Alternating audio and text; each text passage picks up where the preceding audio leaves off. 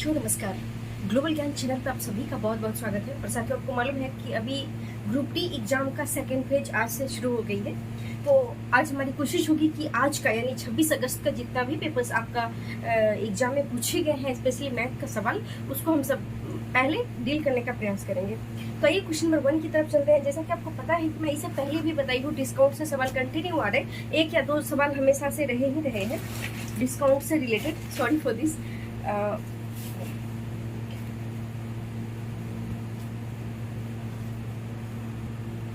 तो सर्वप्रथम हम देखेंगे कि आज का सवाल क्या था। हो सकता है डिजिट आपका चेंज हो, लेकिन टाइप सेम का सेम था। तो आपको क्वेश्चन पे फोकस करना है कि क्वेश्चन क्या था।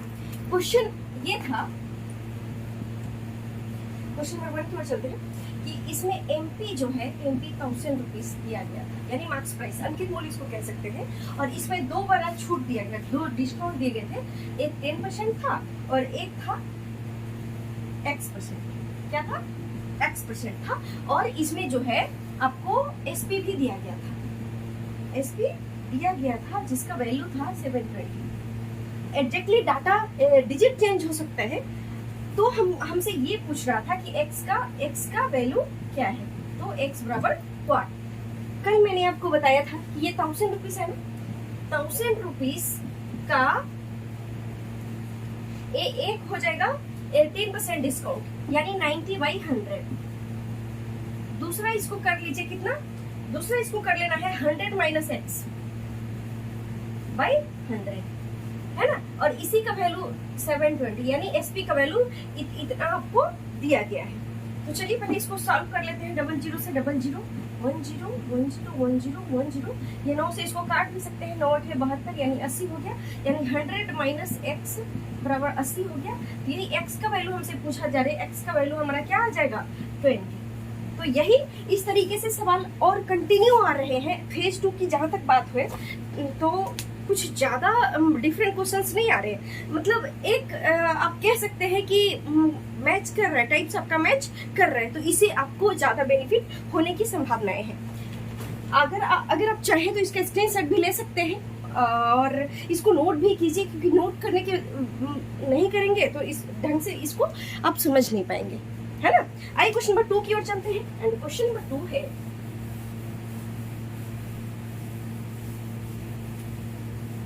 क्वेश्चन नंबर 2 है अनुपात समानुपात से था, है ना। इसमें एक वैल्यू दिया गया था 0.25, दूसरा वैल्यू दिया गया था 0.64, और इसमें हमारा क्वेश्चन पूछा गया था मध्यानुपाती का मान क्या होगा। इसका हमें मध्यानुपाती इसका निकालना था। तो आपको एक फॉर्मूला से आपको याद होगा, है ना। एक फॉर्मूला आपको याद होगा कि x स्क्वायर बराबर जो होता है x और y, या a भी होता है। तो आप 0.25 इंटू 0.64 डायरेक्ट आप गुणा करके भी निकाल सकते हैं। लेकिन कई बार क्या होता है, दशमलव का इश्यूज आ जा रहे हैं, उसको क्लोज कीजिए। दशमलव का इश्यूज के कारण आप ऐसा भी कर सकते हैं, ये इसको 25/100 कर सकते हैं दशमलव को हटाने के बाद, क्योंकि पॉइंट के बाद डबल 2 अंक है, इसलिए डबल शून्य आप यहाँ पे कर सकते हैं। यहाँ पे 64/100 कर सकते हैं, क्योंकि ये दशमलव हटाने के लिए आप नीचे में 100 कीजिए और इसको सॉल्व कीजिए। यहाँ पे x का वैल्यू निकालना है, तो यहाँ रूट हो जाएगा, है ना। तो x बराबर यहाँ 25/100 है, तो इसे रूट से बाहर आएगा तो यहाँ 5, क्योंकि 5 का स्क्वायर क्या होता है, 25 होता है। तो 5 और 10 का स्क्वायर 100, यानी 5/10 इंटू यहाँ पे 8 का स्क्वायर 64 और 10 का स्क्वायर कितना, 100 होता है। तो आप यहाँ पे कर सकते हैं 8/10, और इससे आप 8×40/100, यानी इसका वैल्यू क्या हो जाएगा, 0.40। तो पॉइंट दशमलव के बाद 0 का कोई वैल्यू नहीं होता है, तो 0.4 जो है ये आपका आंसर हो जाएगा। अगर आप चाहें तो इसका भी स्क्रीनशॉट ले सकते हैं, और स्क्रीनशॉट ले करके और आप इसको समझ सकते हैं, है ना। टाइम बहुत कम होता है हमारे पास, इस टाइम में हर चीज को देखना है। आइए क्वेश्चन नंबर 3 की ओर चलते हैं। क्वेश्चन नंबर 3 है क्वेश्चन नंबर 3 जो है अर्धवृत्त से दिया गया है। आपको मालूम है पूरा का पूरा मेंसुरेशन का जो फार्मूलाज है उसको पढ़ के जाना है, क्योंकि मेंसुरेशन से सवाल आना ही आना है, कोई भी फेज हो।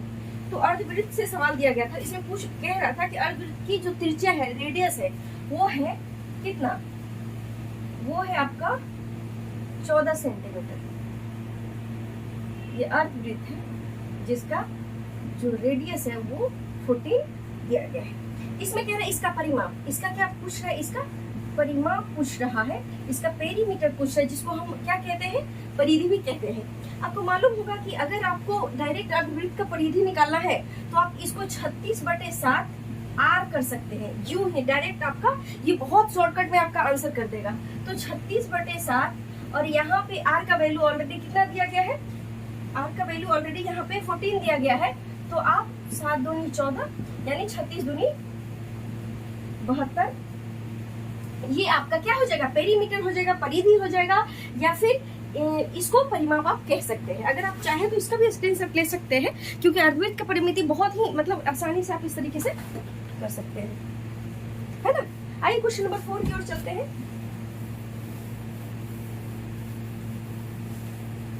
क्वेश्चन नंबर 4 है समरूपता से दिया गया है, सिमिलरिटी का सवाल है। तो इसमें एक ट्रायंगल ये बना लीजिए ए बी सी, दूसरा ट्रायंगल बना लीजिए पी क्यू आर। इसमें ए बी का वैल्यू दिया गया है x, बी सी का दिया गया है x+2, यहाँ पे पी क्यू का वैल्यू दिया गया है 12 और क्यू आर का वैल्यू क्या दिया गया है 18। इसमें x का वैल्यू क्या होगा, है ना, ये x है, तो हमसे पूछ क्या रहा है कि x का वैल्यू क्या होगा। आपको मालूम होगा कि इसका समरूपता होने का क्या किस तरीके का इसमें, तो ए बी बटे क्या करना होगा पी क्यू, समरूपता होने का रूल्स क्या होता है। फिर यहाँ पे क्या करना होगा आपको, बी सी बटे क्यू आर, है ना, यहाँ बी सी बटे क्यू आर, और ठीक इसी तरीके से ए सी बटे पी आर, ए सी बटे पी आर। तो यही तो समरूपता होने का क्या है, समरूपता होने का ये रूल है। अगर ऐसा इस सारा इक्वल में है तो यह, इसको हम क्या कह सकते हैं, इसको हम समरूप कह सकते हैं, है ना। तो देखिए यहाँ पे ए बी का वैल्यू क्या दिया गया है, x दिया गया है, पी क्यू का वैल्यू क्या दिया गया है 12, बी सी का वैल्यू क्या दिया गया है x+2 और क्यू आर का वैल्यू क्या दिया गया है 18, है ना। इतना ही से हमारा काम निकल हो जाएगा, हमें x का वैल्यू आ जाएगा, है ना। तो अब देख लीजिए 18 को 18 से 18x हो जाएगा, यहाँ पे हो जाएगा 12x और 12 दूनी 24। तो ये हो जाएगा 18 में से 12 चला जाएगा, तो ये हो जाएगा आपका 6x बराबर 24। तो 6 चौक 24 काट दीजिए, यानी x का वैल्यू आपका आ जाएगा 4। और यही हमसे क्वेश्चन में पूछा जा रहा था, है कि नहीं, ये हमारा x का वैल्यू पूछा जा रहा था।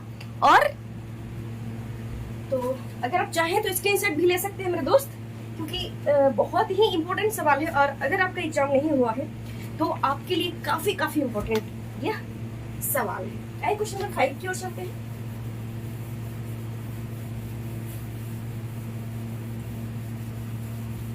है ना, आइए क्वेश्चन नंबर 5 की ओर चलते हैं। क्वेश्चन नंबर 5 है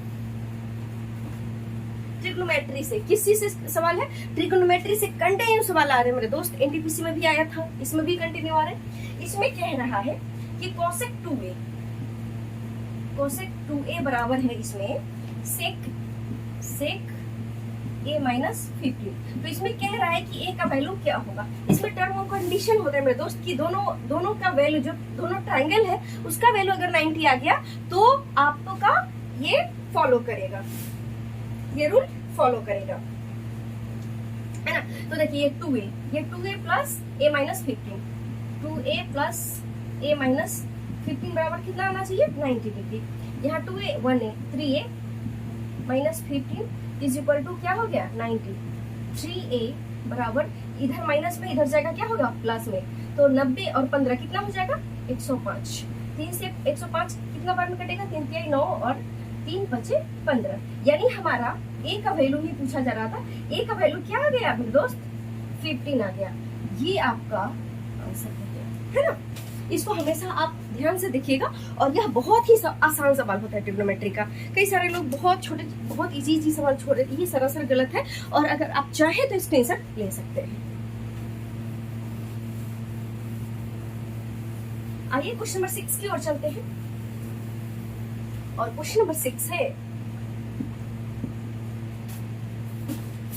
क्वेश्चन नंबर 6 जो है वो घनाभ से पूछा गया, कीवर्ड से सवाल आया है, और इसमें क्या है, ये देखिए फार्मूला ही इसमें पूछ दिया। क्या पूछा, इसमें सिर्फ और सिर्फ फार्मूला पूछा है कि घनाभ का संपूर्ण पृष्ठीय क्षेत्रफल, कुल पृष्ठीय क्षेत्रफल, या उसको हम संपूर्ण पृष्ठीय क्षेत्रफल कहते हैं, क्या है। इसलिए मेंसुरेशन का जितना भी फार्मूलाज है एटलीस्ट आप उसको एक बार देख के जाएं, क्योंकि इससे सवाल आना ही आना है। अगर इसका फार्मूलाज नहीं है, इस पे आधारित सवाल आएगा ही आएगा। तो इसमें पूछ रहा है कि टोटल सरफेस एरिया किसका, घनाभ का, क्यूबोर्ड का। तो इसका फार्मूलाज होता है 2 इंटू LB जोड़ BH जोड़ HL, है ना। क्या होता है इसका, 2 इंटू LB जोड़ BH जोड़ HL। ये फार्मूलाज होता है कुल पृष्ठीय क्षेत्रफल का, घनाभ का। अगर आप चाहें तो इसका भी स्क्रीनशॉट ले, अदरवाइज आप खुद ही स्मार्ट है मेरे दोस्त। क्वेश्चन नंबर 7 की ओर चलते हैं, और क्वेश्चन नंबर 7 है एवरेज से। क्वेश्चन नंबर 7 जो सवाल है वो है एवरेज से। इसमें कह रहा है कि 70 संख्याओं का औसत 40 है। क्या है, कह रहा है जो 70 संख्या है उसका जो एवरेज है वो कितना है, 40 है। इसमें कह रहा है कि प्रत्येक संख्या में, क्या कह रहा है कि प्रत्येक संख्या में अगर 20 से गुणा कर दिया जाए तो इसका एवरेज क्या होगा। एक चीज आप नोट कर लेना, इसमें कह रहा है कि प्रत्येक में कितना से गुना करना है, 20 से। तो इसका जो है एवरेज जो है ये क्या होगा। अगर प्रत्येक संख्या में, यही सवाल में अगर ये पूछता कि प्रत्येक संख्या में 3 प्लस कर दिया जाता तो इसमें एवरेज क्या होगा। प्रत्येक संख्या में 3 माइनस कर दिया जाता तो इसका एवरेज क्या होता। प्रत्येक संख्या में 2 से भाग कर दिया जाता तो इसका एवरेज क्या होता। मेरे दोस्त, जैसे ही ऐसे पूछे, जैसे ही इस तरीके का सवाल आए कि प्रत्येक में 20 से गुना कर दिया जाए तो इसका औसत क्या हो जाएगा, तो जो चीज इधर कहे उसको ही इधर इम्प्लीमेंट कर देना है, उसको लागू कर देना है। तो 20 से गुना करने, ये कह रहा है 20 से गुना करे प्रत्येक में, तो बस जो एवरेज है उसमें 20 से गुना कर दो, तो 4 दूनी 8 डबल 0, ये आपका आंसर हो जाएगा। यही कहता -3 घटा दो, माइनस प्रत्येक में -3 घटाना है तो एवरेज में -3 घटा दो, आपका आंसर तैयार है। कहता कि प्रत्येक में 3 प्लस कर दो तो एवरेज में +3 कर दो, आंसर इज देयर। तो अगर आप चाहें तो इसका भी स्क्रीनशॉट ले सकते हैं, और जरूरी नहीं कि आपका डिजिट मैच करे, लेकिन इस टाइप का सवाल आया है, इससे आपको जरूर फायदा मिलना चाहिए। तो नेक्स्ट सवाल की ओर चलते हैं, और नेक्स्ट सवाल है कि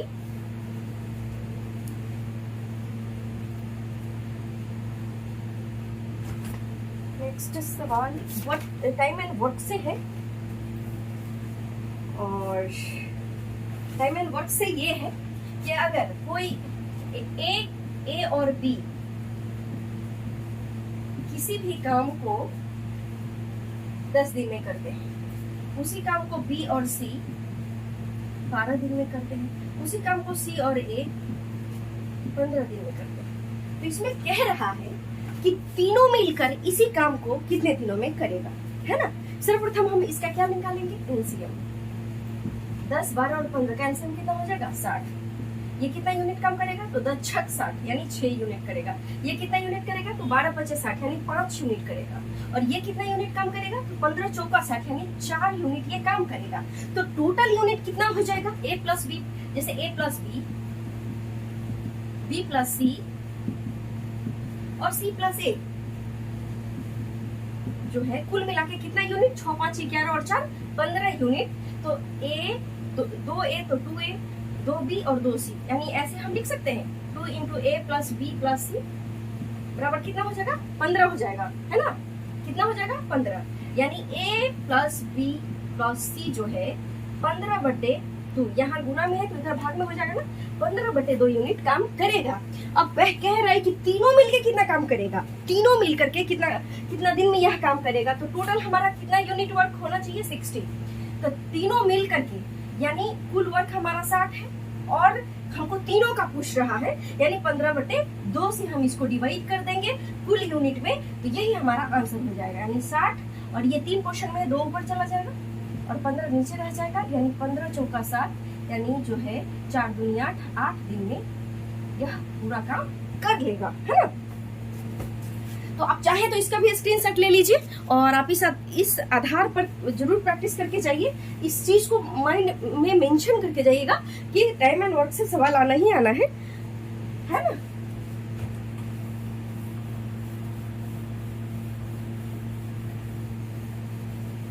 नेक्स्ट क्वेश्चन में दोस्त, टाइम एंड वर्क से ही है। इसमें कह रहा है कि ए और बी किसी काम को 4 दिन में कर रहे है ना। तो कह रहे कि ए किसी काम को बी से 6 दिन पहले ही निपटा देता है, तो बी का कार्य कितने दिन में कंप्लीट हो जाएगा।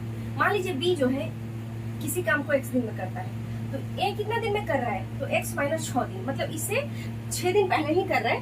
तो इस तरीके का जो सवाल होता है वो बाई ऑप्शन से सॉल्व किया जाता है मेरे दोस्त, और बाई ऑप्शन से सॉल्व करेंगे तो बड़ा आसानी से बन जाएगा। हालांकि इसका भी विस्तारित रूप बताया जा सकता है, लेकिन बाई द ऑप्शन का भी एग्जाम में प्रयोग कीजिए ताकि आपका बहुत कम टाइम किल ना हो।